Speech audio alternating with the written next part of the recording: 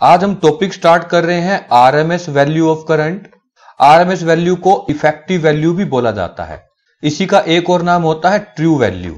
इसकी डेफिनेशन ये होती है, इस डेफिनेशन को मैं एक्सप्लेन करूंगा बट उससे पहले आप एक एग्जांपल सुन लीजिए। हम देखते हैं हमारे पास 2 बकेट्स हैं जिनके अंदर हमने वाटर भर रखा है। दोनों की दोनों बकेट्स हैं, इनका सेम साइज है। दोनों के अंदर हमने पानी गर्म करने वाली एक रोड कनेक्ट कर दी। इसके अंदर जो हमने करंट दिया वो 30 मिनट्स के लिए करंट दिया लेट, और 80 जूल हीट प्रोड्यूस हुई। इसमें भी हमने ऐसा किया, 30 मिनट्स के लिए अपने को करंट सेंड करना पड़ा और 80 जूल ही हीट प्रोड्यूस हुई। बट बच्चों दोनों में डिफरेंस क्या है? फर्स्ट वाली बकेट में हमने ऑल्टरनेटिंग करंट दिया, सेकंड वाली में डायरेक्ट करंट। मान लो ऑल्टरनेटिंग करंट हमने 10 एम्पियर दिया। बच्चों तो ऑल्टरनेटिंग करंट हमें पता है, ये जो पीक वैल्यू होती है ना, जो टॉप मोस्ट मैक्सिमम वैल्यू होती है, यही हम यहां पे बोलते हैं। मतलब कि जो 10 एम्पियर है वो इस ऑल्टरनेटिंग करंट की पीक वैल्यू है। इसको आई नोट भी बोला जाता है। बच्चों अगर मैं आपसे क्वेश्चन पूछूं कि डायरेक्ट करंट अपने को सेंड करना है, वो अब कम करना होगा या ज्यादा करना होगा? क्योंकि देखो सेम टाइम में सेम हीट प्रोड्यूस करनी है। मतलब 30 मिनट्स हमने ऑल्टरनेटिंग करंट वाले केस में दिए, डायरेक्ट करंट में भी हमने कितने मिनट दिए? 30 मिनट का टाइम दिया और 80 जूल हीट प्रोड्यूस करनी है। बट मैं आपसे ये पूछना चाह रहा हूं कि डायरेक्ट करंट अपने को उतना चाहिए होगा या कुछ कम चाहिए होगा? पहले एक एग्जांपल सुन लो फिर इसका आंसर देना। मान लो बच्चों कि 2 अलग अलग बच्चे हैं। एक के गार्जियंस क्या करते हैं, अपने बच्चे को कभी तो 0 रुपीज देते हैं, कभी 2 रुपीज, कभी 4, कभी 10 रुपीज, फिर कभी ऐसे करते करते कम करते करते 8, 6 फिर 0 पे ले आते हैं। और एक बच्चे के पेरेंट्स जो हैं वो क्या करते हैं, उसको एक कांस्टेंट रुपीज देते हैं, फिक्स रुपीज देते हैं। अगर बच्चों मान लो इसमें हम 10 रुपीज दे रहे हैं तो इसका मतलब मैक्सिमम वैल्यू की बात कर रहे हैं। तो बच्चों मेरा क्वेश्चन ये है कि दोनों बच्चों को सेम मैंने टाइम दे दिया और सेम पैसे इकट्ठे करने हैं। तो जो डायरेक्ट करंट वाला बच्चा है, मतलब जो ये वाला बच्चा है, क्या उसको डेली के 10 रुपीज लेने पड़ेंगे या 10 से कम लेने पड़ेंगे? तो आप कहोगे सर 10 से कम में भी बात बन जाएगी, क्योंकि इसमें 10 जो होता है वो फ्रैक्शन ऑफ सेकंड के लिए आता है। किसी एक सेकंड में जो है 10 एम्पियर करंट है, बाकी तो 10 से कम है। 9 भी होता है, 8 भी, 7 भी, 6 भी करंट। तो कम करंट कम ज्यादा होता है इसमें। तो आपको सर अगर फिक्स देना है ना तो डेली के 10 देने की जरूरत नहीं है, आप कुछ कम भी दे सकते हो। तो मैंने कहा कितने दे सकता हूं? तो किसी बच्चे ने कहा मान लेते हैं कि सर हम इसके लिए एक्स करंट दे सकते हैं। एक्स करंट अगर चलेगा 10 एम्पियर की जगह एक्स एम्पियर करंट भी चलेगा, तो same amount of heat same time के अंदर प्रोड्यूस कर दी जाएगी। तो बच्चों अब जो एक्स है ना वो इस एसी करंट की आरएमएस वैल्यू है। समझ आ रहा है? ये जो 10 एम्पियर था ये कौन सा करंट था? एसी। जो एक्स है ये कौन सा करंट है? डीसी। ठीक है, तो इसलिए डेफिनेशन क्या है इसको ध्यान से समझो। RMS value of AC current को हम डिफाइन कर सकते हैं डीसी करंट की वो वैल्यू जो सेम हीटिंग इफेक्ट प्रोड्यूस कर दे सेम टाइम। जैसे यहां पर इसने 30 मिनट लिए थे, इसने भी 30 मिनट लिए, 80 जूल हीट प्रोड्यूस कर दी, इसने भी 80 joule. As it is produced by AC in its full cycle, जैसा कि एसी अपनी फुल साइकिल में करता है। अब जरूरी नहीं टाइम अपने को 30 मिनट लेना है, हम यहां पे टाइम को कैपिटल टी ले लेंगे, मतलब कि फुल साइकिल ऑफ एसी का टाइम कितना भी ले सकते हैं। भी तो इसको एक और एग्जांपल से समझिए। मान लो कि कोई एक स्टूडेंट है, तो मान लो कि कोई एक पर्सन है, ये करंट बेचने जाता है। मेरे सामने एक स्टूडेंट बैठा है, मान लो करंट बेचने के लिए जाता है और कहता है कि करंट ले लो, करंट ले लो, करंट ले लो, करंट। इतने में सामने से एक आंटी जी बाहर आते हैं, बोले भाई कितने में, किस रेट से दिया है करंट? तो ये कहता है कि 10 एम्पियर के भाव से दिया है मैंने। तो आंटी कहते हैं कि ना तेरे करंट में ना उतना मजा नहीं है, जो तू करंट दे रहा है ना वो 10 एम्पियर 30 मिनट में 80 जूल हीट प्रोड्यूस करता है, लेकिन जो तेरा दूसरा कंपटीटर आता है उसके कम करंट की वैल्यू में है ना उतनी देर में उतनी हीट प्रोड्यूस होती है। तो मेरे सामने जो स्टूडेंट बैठा है वो क्या कहेगा? कोई बात नहीं आंटी जी, मेरे जो 10 एम्पियर करंट की जो इफेक्टिव वैल्यू है ना वही एक्स मान लेना, मतलब 6 एम्पियर, 5 एम्पियर, कोई भी वैल्यू हो ना वो मेरे 10 एम्पियर के मान लेना। ठीक है ना? वो कहता है कि मान लो मेरे कंपटीटर का 6 एम्पियर करंट ही उतनी हीट दे सकता है, तो आप ऐसे करो मेरे 10 एम्पियर करंट के पैसे है ना 6 एम्पियर के रेट से दे दो। समझ आ रही है? तभी बच्चों इसको हम इफेक्टिव वैल्यू बोलते हैं। और ये बात आगे चल के आप समझोगे कि आरएमएस वैल्यू क्यों बोलते हैं, क्योंकि इक्वेशन में कहीं पे ना आप देखना एक जगह पे रूट भी आ जाएगा, मीन भी आ जाएगा और स्क्वायर भी आ जाएगा। पहले आप इसकी डेरिवेशन करोगे तो यह बात समझोगे। ट्रू वैल्यू का मतलब बच्चों की सच में उसकी वैल्यू क्या है, जो सच्चाई है वो क्या है, वो है कि 10 एम्पियर तो कभी कभी रहता है करंट, क्योंकि ऑल्टरनेटिंग करंट में जो टॉप वैल्यू है वो 10 एम्पियर कभी कभी रहती है। ट्रू वैल्यू तो हम ऐसे देख सकते हैं। अब दूसरी बात आती है कि सर हीटिंग इफेक्ट ही क्यों देखा गया? क्योंकि बच्चों जो लाइट होती है ना, इलेक्ट्रिसिटी चैप्टर है, उस इलेक्ट्रिसिटी चैप्टर के अंदर जो वर्क करवा के देखना होता है, हमने इफेक्टिव वर्क देखना होता है, वो हीट के थ्रू होता है। क्योंकि हीट भी एक तरह की एनर्जी है। मैकेनिकल वर्क तो कर नहीं सकते, गाड़ी चला नहीं सकते इफेक्ट देखने के लिए, इसलिए हम हीट प्रोड्यूस देख लेते हैं। चलिए अब हम आरएमएस करंट की डेरिवेशन स्टार्ट करते हैं। डेरिवेशन स्टार्ट करने से पहले हल्का सा कंसेप्ट को एक बार समझ लें। बच्चों जो हीट का फार्मूला होता है वो होता है I स्क्वायर RT। बट बच्चों ये डायरेक्ट करंट के द्वारा हीट प्रोड्यूस होती है। और अगर मैं कह दूं DH is equal to I square R DT, ये ऑल्टरनेटिंग करंट के द्वारा हीट प्रोड्यूस होती है, ये डायरेक्ट करंट के द्वारा।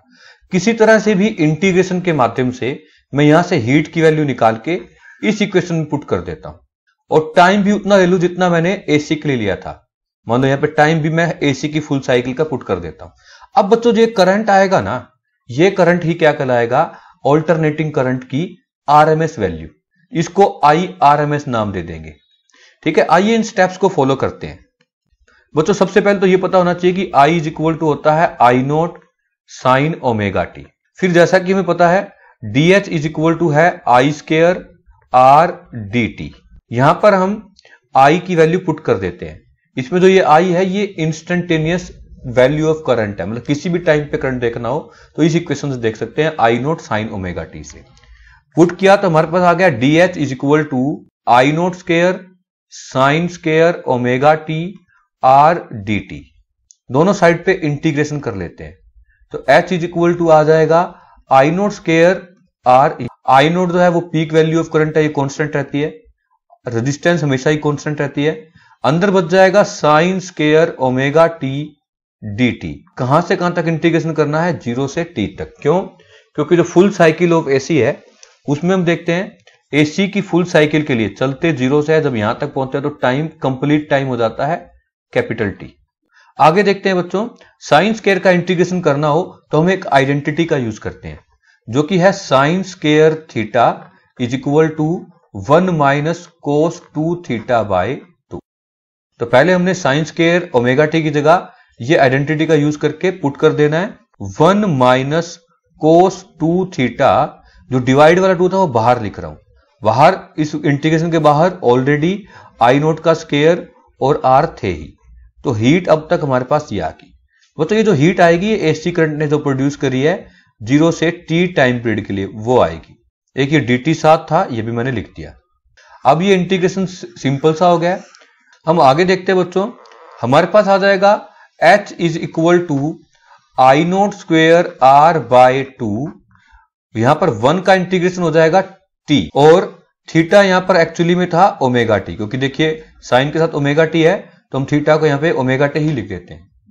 कोस 2 ओमेगा टी का इंटीग्रेशन हो जाएगा sine 2 omega t divide by 2 omega. इसका इंटीग्रेशन हम करेंगे 0 से t तक। अब बच्चों अपने को लिमिट पुट करनी है। एक बार हम अपर लिमिट पुट कर देंगे इस t में भी और इस t में भी, माइनस में हम लोअर लिमिट पुट कर देंगे। बट बच्चों जिनका मैथमेटिक्स अच्छा है उनको ये पता है कि जो ये साइन का फंक्शन है कभी भी फुल साइकिल के लिए देखा जाए तो इसका इंटीग्रेशन 0 होता है, तो डायरेक्ट 0 भी लिख सकते हैं। बट मैं आपको वैल्यूज पुट करके दिखा देता हूं। हमारे पास आ जाएगा H is equal to I0 square R divide by 2। अब हम लिमिट पुट करते हैं, इस t में एक बारी अपर लिमिट पुट कर दी तो आ गया capital T, minus lower limit put कर दी तो आ गया 0, फिर ये माइनस का साइन है।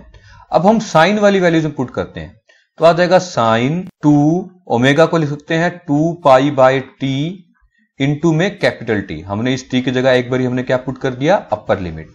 डिवाइड में आ जाएगा 2 omega minus sine 0 by 2 omega, क्योंकि अब जब 0 पुट करेंगे तो 0 से मल्टीप्लाई होके एंगल 0 बन जाएगा।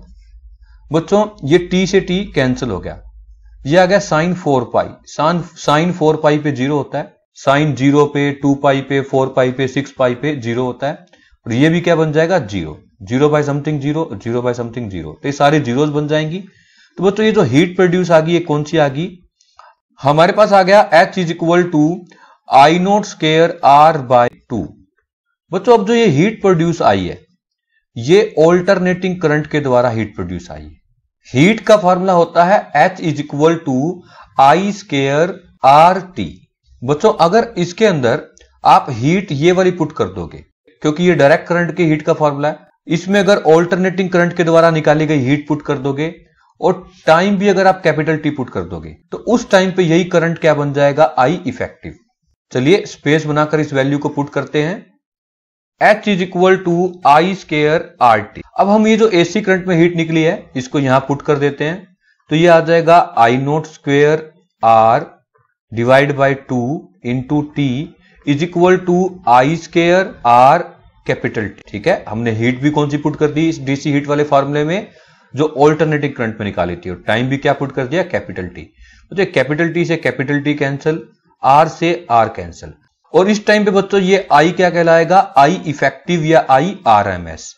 और लेफ्ट हैंड साइड पे हमारे पास आ जाएगा under the root I naught square divide by 2। तो बच्चों आप ध्यान से देखो, यहां पे रूट भी है, ये रूट ले रखा है, मीन भी है, क्योंकि करंट के बाद दो ही सेक्शन होते हैं, पॉजिटिव और एक नेगेटिव, तो अपन ने मीन भी ले रखा है, और देखो आई का स्क्वायर भी है, इसलिए इसका नाम क्या पड़ा है, आई आरएमएस। इसको सोल्व करेंगे तो हमारे पास आ जाएगा I R M S is equal to I naught by under root 2, जो कि होता है 0.707 आई नोट। मतलब कि हमारे पास जो फाइनल एक्सप्रेशन आ गई I R M S is equal to 0.707 I naught. Clear है बच्चों यहां तक?